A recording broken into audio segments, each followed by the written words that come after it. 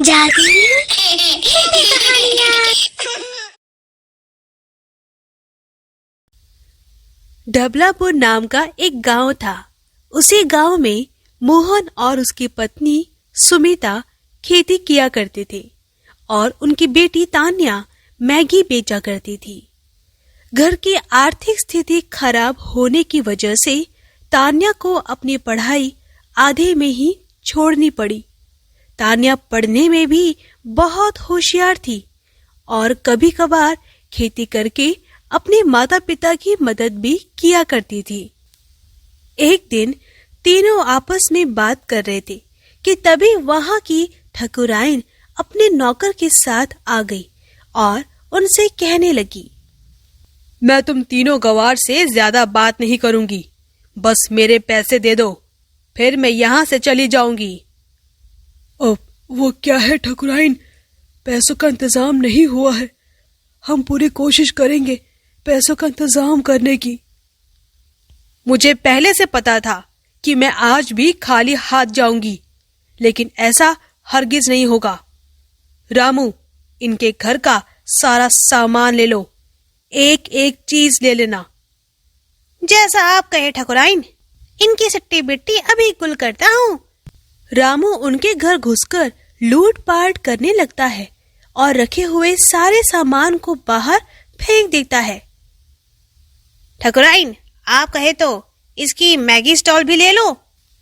ले लो, इनकी Maggi stall भी ले लो। नहीं नहीं, ऐसा मत करिए, मेरा कारोबार ठप हो जाएगा, हम लोग भूखे मर जाएंगे, ऐसा मत करिए। तान्या के लाख गिड़गिड़ाने पर भी उसकी किसी ने भी नहीं सुनी। ठकुराइन उसकी मैगी स्टॉल और घर का सारा सामान लेकर चली गई और पूरे गांव में उनकी इज्जत उछाली गई।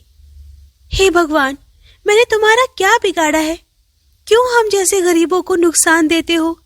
पढ़ने के लिए भी पैसे नहीं थे, जमीन गिरवी रख दी। सोचा था पढ़ाई करके नौकरी लग जाएगी तो सारे पैसे लौटा दूंगी। चुप हो जा बेटी, चुप हो जा।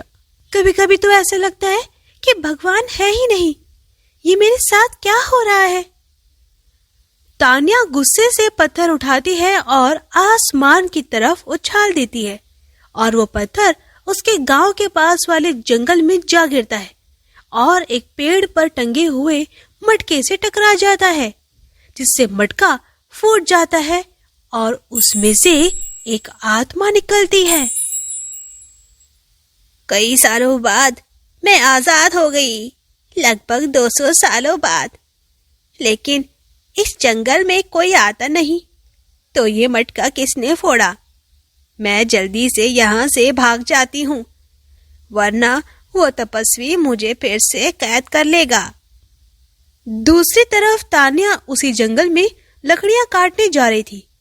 तब उस आत्मा ने तान्या को लकड़ी काटते हुए देखा और आत्मा तान्या के पास जाती है और कहती है, हो ना हो, इसी लड़की ने मुझे मुक्त किया है, क्योंकि उस तपस्वी ने कहा था जो भी मुझे मुक्त करेगा मैं केवल सिर्फ उसे ही देख पाऊंगी और वो मुझे देख पाएगा।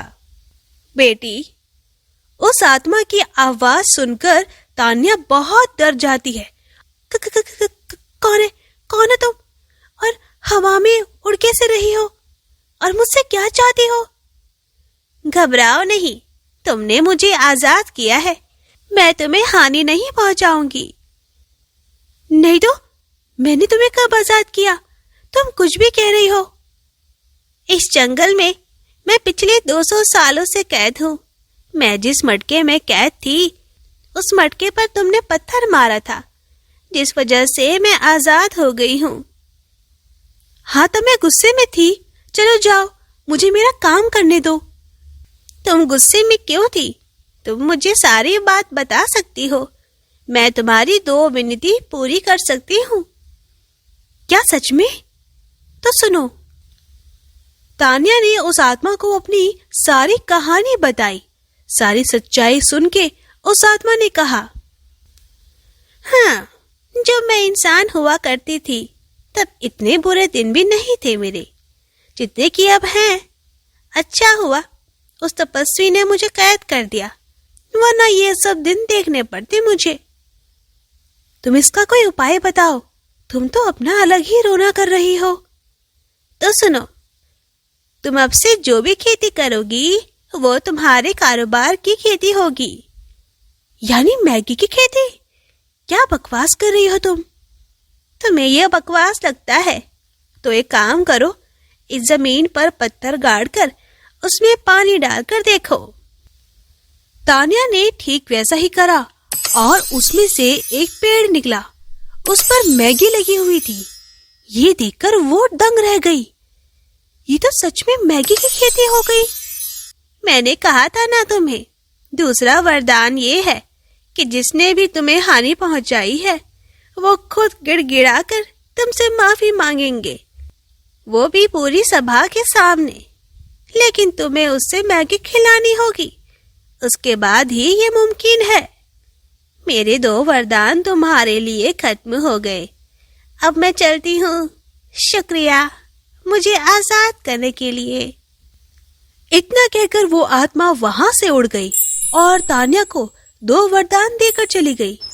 और उसके बाद तान्या अपने बचे हुए जमीन पर पानी डालने लगी और देखते देखते हर जगह मैगी के पौधे उगने लगे।